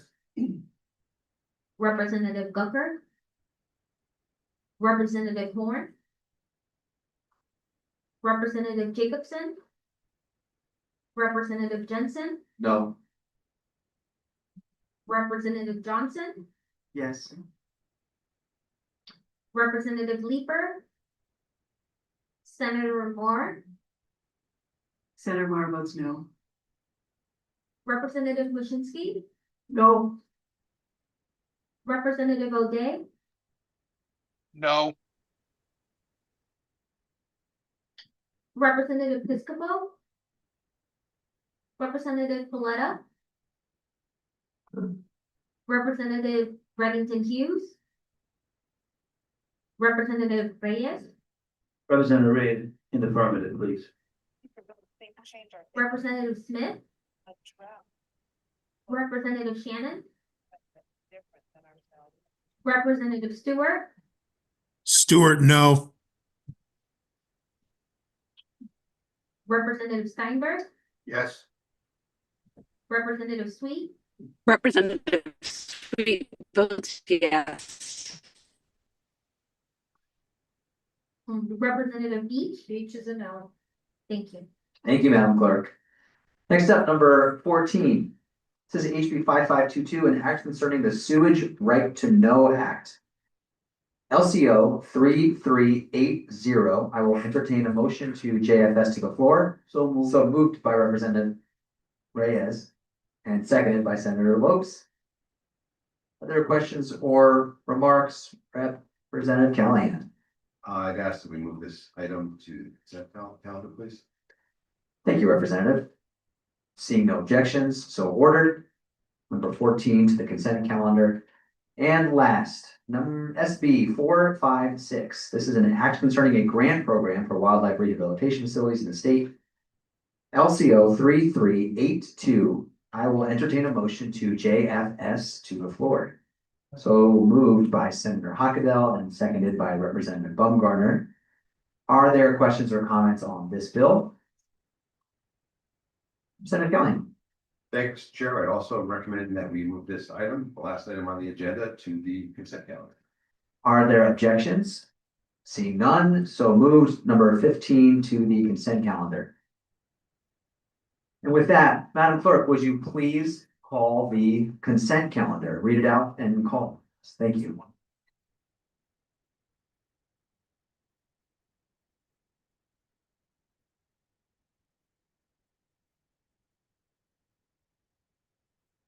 So this is a vote for the consent calendar, HB 5333, an act concerning the regulation of fisheries in the state.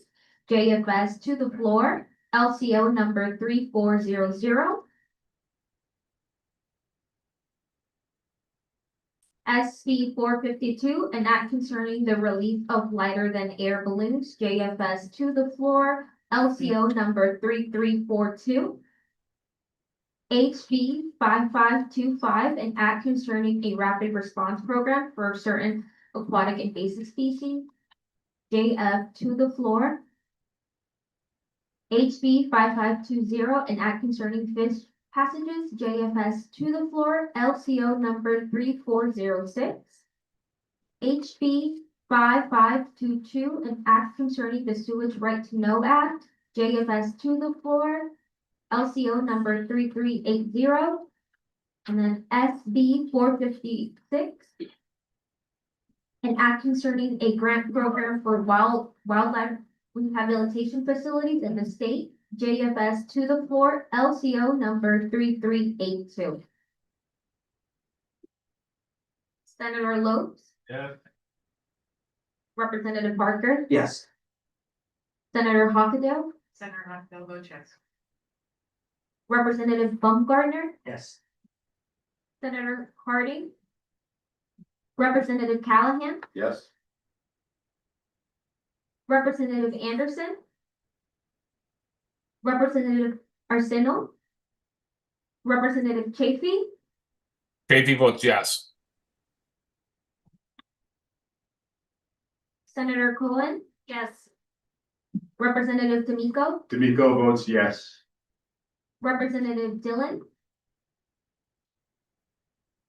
Yeah, yes. Representative Doucette, Yes. Representative Tabitsky, Yes. Representative Fresco, Yes. Representative Gusser, Representative Horn, Representative Jacobson, Representative Jensen, Yes. Representative Johnson, Yes. Representative Leeper, Senator Marr, Senator Mar votes yes. Representative Waschinsky, Yes. Representative O'Day, Yes. Representative Piscopo, Representative Paletta, Yes. Representative Bennington Hughes, Representative Reyes, Representative Reyes in the affirmative, please. Representative Smith,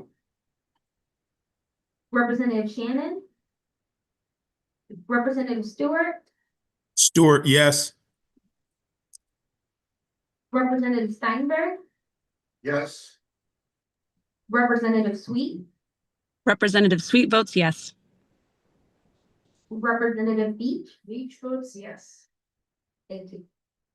Thank you, Madam Clerk. This about brings us to the end of our first chapter of this session. Thank you, everyone, for a great couple of weeks here, couple months. I want to make sure we give a special thank you to the staff that helped make this a smooth process that you've seen so far. Hour and 48 minutes, longest committee meeting we've had in ages. That's not possible without a great team behind the scenes. And so Rosalie and Ashley and Chris and Jared, the policy staff, we appreciate you all very much. Judy and Henry, our assistant clerks. Luna, you've done an incredible job being thrown into this in the middle of session and just being an excellent clerk. And Brad, thank you for your late nights, long weekends, and all the detailed work on the language here. And thanks Pat and Steve and Senator Lopes. Rick, final thoughts? Thank you, everybody. We votes held up until 4 p.m. We are in recess, 4 p.m. Thank you.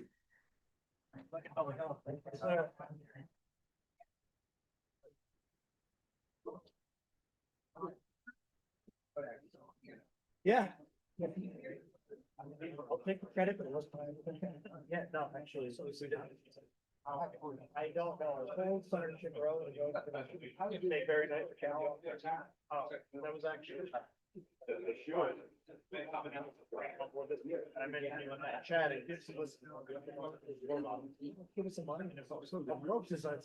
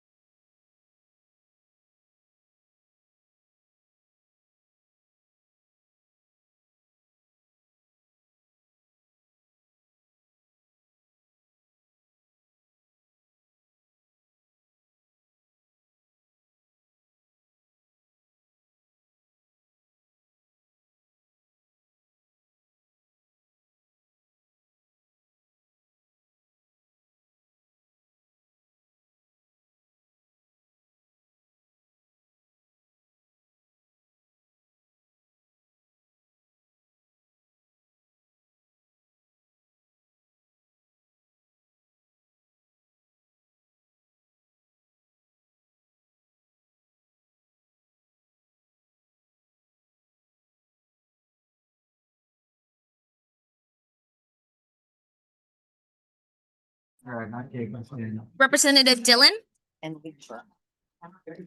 Yes, ma'am. I believe I may have missed some votes when I left for another Hold committee. on, give but me I'm one. not sure.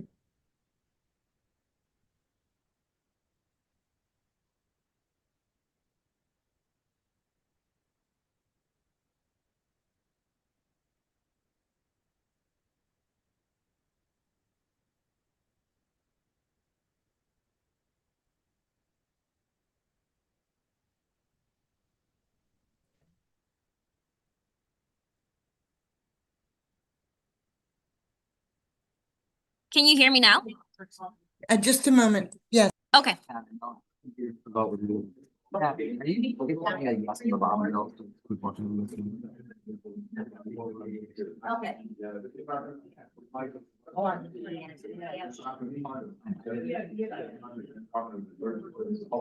We need him to take the vote if he wants to see. Vote no on cultivar. Dylan, I'm not concerned did Dylan vote on it? No. Jesse's here, yes. Yeah, she saw.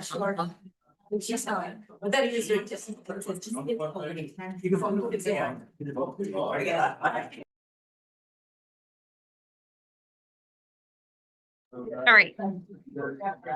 Thank you, ma'am. Yes, I can hear you now. Okay, awesome, great. Can you vote on HB 5524, an act concerning the state's materials management system? Yes. Right now. Have you there? Nobody coming in. All right, can you vote on 5154, an act concerning certain revisions to the Department of Energy and Environmental Protection's permitting authority? No. No, okay. And then can you vote on SB 457, an act concerning the state's bottle bill? Yes. Yes. Can you vote on 5526, an act concerning reciprocity for certain inland waters fishing licenses? Yes. Oh yeah, you voted on that. Sorry about that. And then you voted on this and you're all set, Representative. Thank you, ma'am, and thank you for welcome to the committee. It's been a busy day today, so there's a lot of coming and going. But thank you for your work. Oh, thank you so much, Representative Dillon. Appreciate it. Okay. You're all set. Take Bye. care. Bye. Well, until 4 o'clock. They're working.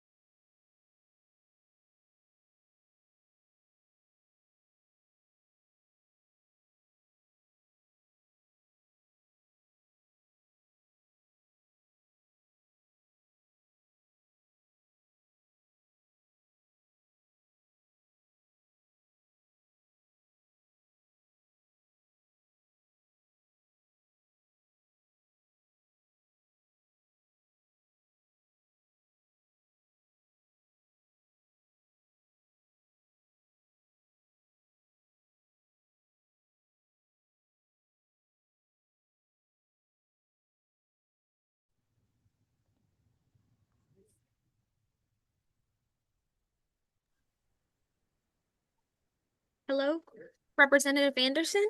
Yes, I owe you some votes. Yes. Let me get, so I have one for, House Bill 5521, an act concerning sterile cultivars. So you're not gonna do them in order. I'm a yes on that. Okay, sorry, Say the agenda number if you can, okay, of course. if it's handy, otherwise. It's number 11, 5526 on the back. How did Rep. Callahan vote? For this one, he voted a no. I'm a no.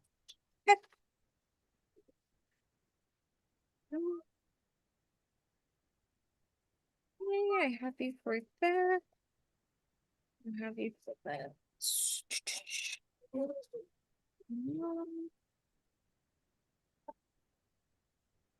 And then the consent calendar. We have item number 7, 8. No, I'm so sorry. 7, 9, 10, 14, and 15. So I'm a yes on the consent calendar. All right, thank you. You are all set. No, I think I have other votes missing. You do? Do you have a vote for number 7 on me? Bill 75333, is that consent? Yes. Okay, give me a minute just to double check my notes, okay? Of So I know course, how I yes. voted. Yeah, no worries. There was no vote on 313, correct? Yes, that's a hold. And number 9, was that consent? Yes. 10, was that consent? Yes. What was 12? Was that a consent? Yes. And I'm sorry, 14, 5522, Yes, as well. and 15, Yes. that was consent? Yes, it was. Okay, thank you. Of course. Thank you. Yep, take care.